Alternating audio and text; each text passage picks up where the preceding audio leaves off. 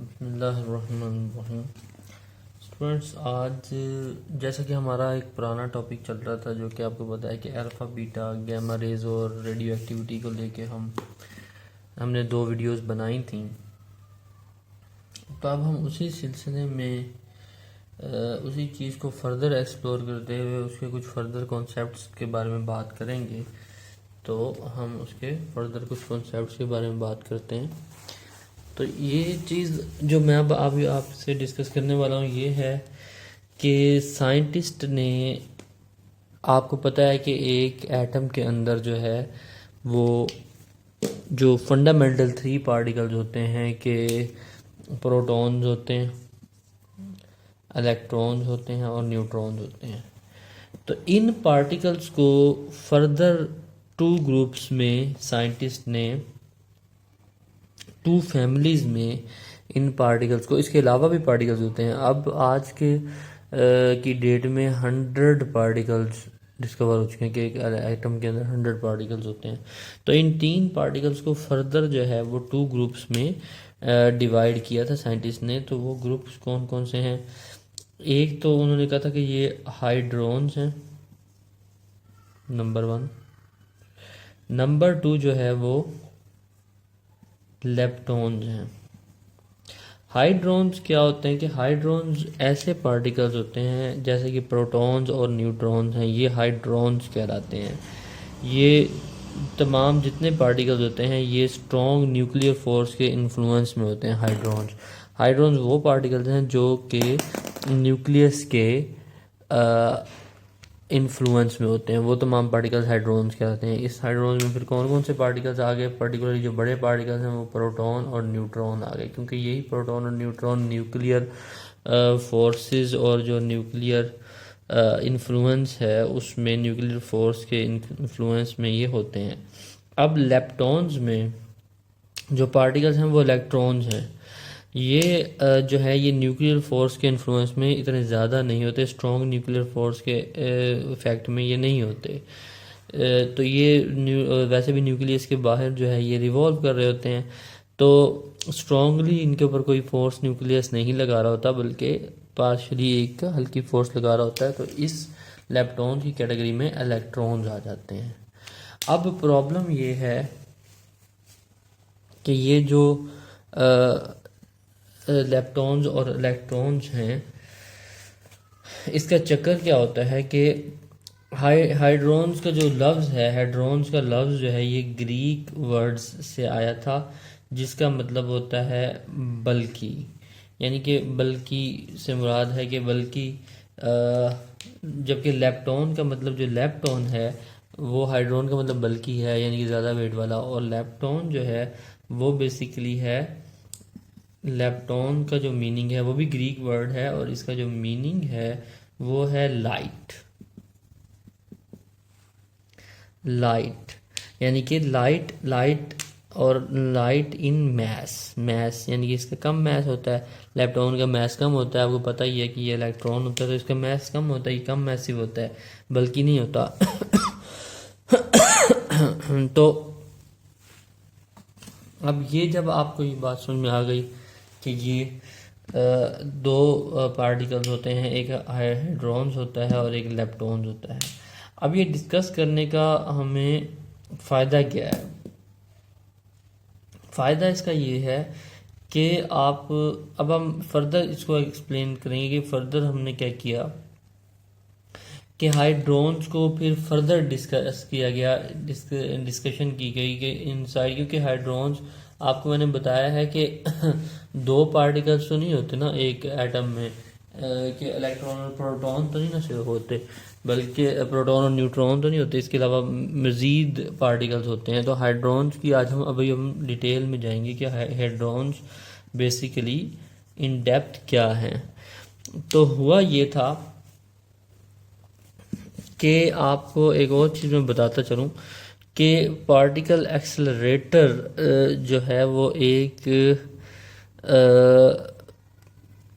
एक ऐसी चीज़ है जिसमें इन पार्टिकल्स को, जो एक लैब में है उसमें इन पार्टिकल को एक्सेलरेट किया जाता है ताकि देखा जाए कि फर्दर पार्टिकल की नेचर क्या है, यानी कि पार्टिकल्स किस तरह की नेचर है उनकी, कौन ये हैवी पार्टिकल्स हैं न्यूक्लियस के अंदर, ये लाइट हैं या ये किस तरह के हैं, या ये कोलाइड जो करते हैं तो उस पर क्या इम्पैक्ट होता है इन पे। तो ये एक कोलाइडर जो है ये 27 किलोमीटर सरकमफेरेंस की एक ऐसी एक डिवाइस बनी हुई है जो ये साइंटिस्ट जिसमें तजर्बे करते हैं। तो अब क्या हुआ कि असल में to sort out the complicated picture of hadron family, क्योंकि हाइड्रॉन फैमिली में अभी तो मैंने आपको बताया कि सिर्फ प्रोटॉन और न्यूट्रॉन होते हैं, लेकिन बेसिकली इसमें काफ़ी सारे पार्टिकल्स होते हैं। तो एक साइंटिस्ट था वो हाइड्रॉन फैमिली में, यानी कि जो भी पार्टिकल न्यूक्लियस के अंदर होगा उसको आप हाइड्रॉन की कैटेगरी में अब लाओगे। ये ग्रीक वर्ड जो कि मैंने आपको बताया हाइड्रॉन की कैटेगरी में वो होगा। अब हाइड्रॉन की फैमिली को हम फर्दर डिस्कस जो किया एक साइंसदान ने, उसका नाम था मरे गेलम्यू। मरे गेलम्यू ने 1964 में ये टर्मिनोलॉजी डिस्क्राइब की और उसने एक नया मॉडल प्रपोज किया। उसने ये प्रपोज किया कि ये जो हाइड्रोन्स होते हैं ना, ये further they are made up of just a few particles, ये और यानी कि प्रोटॉन भी कुछ पार्टिकल से मिलके बना हुआ है। प्रोटॉन भी एक चीज़ नहीं है बल्कि ये भी कुछ पार्टिकल से मिलके बना हुआ है। इन पार्टिकल्स को उसने नाम दिया, इन पार्टिकल्स को जो उसने नाम दिया वो दिया जी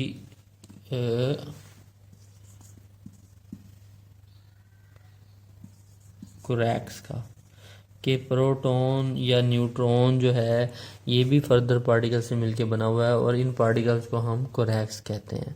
कोरैक्स से बेसिकली ये मिलके बना हुआ है। तो अब कोरैक्स होते कितनी टाइप के हैं, कि किस किस टाइप के होते हैं, तो उसने कहा कि कोरैक्स जो होते हैं ना ये बेसिकली काफ़ी टाइप्स के होते हैं।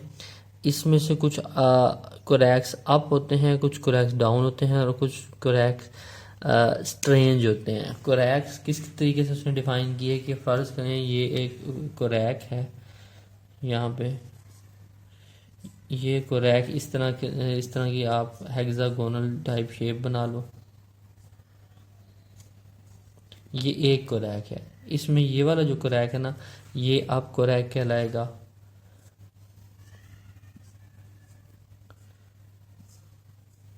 ये कोरैक डाउन कोरैक कहलाएगा, ठीक है। और एक स्ट्रेंज कोरैक होगा, वो कोरैक इस तरह से होगा,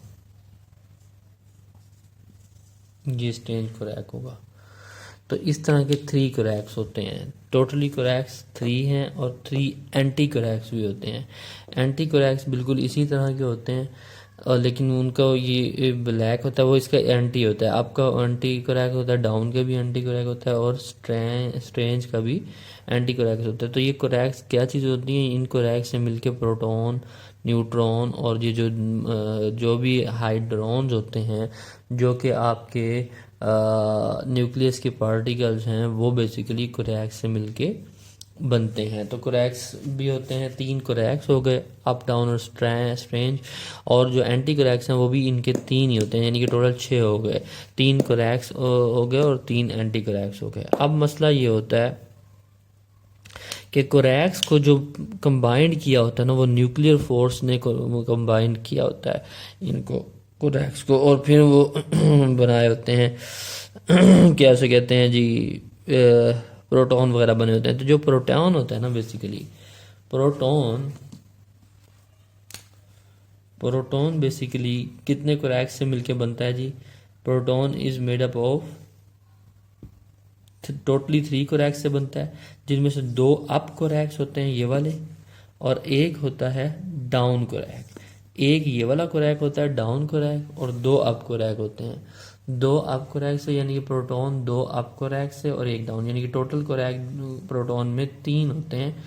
2 अप हो गए 1 डाउन, तो 2 अप कोरैक और 1 डाउन कोरैक से प्रोटॉन बनता है। और न्यूट्रॉन कितने कितने कोरैक से बनता है? न्यूट्रॉन भी 3 कोरैक से बनता है, लेकिन न्यूट्रॉन में एक अप कोरैक होता है, 2 डाउन कोरैक्स होते हैं, तो ये न्यूट्रॉन बन जाता है।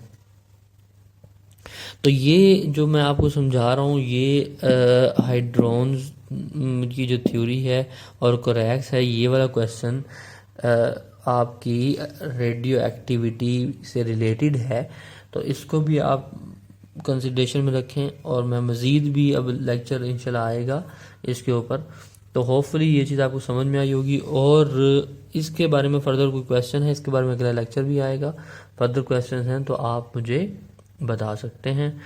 और इस चैनल को ज़्यादा से ज़्यादा स्टूडेंट्स शेयर करें, मुझे आपकी सपोर्ट की भी ज़रूरत है ताकि मैं फ़र्दर वीडियोस लाने में मेरे लिए हौसला अफजाई हो।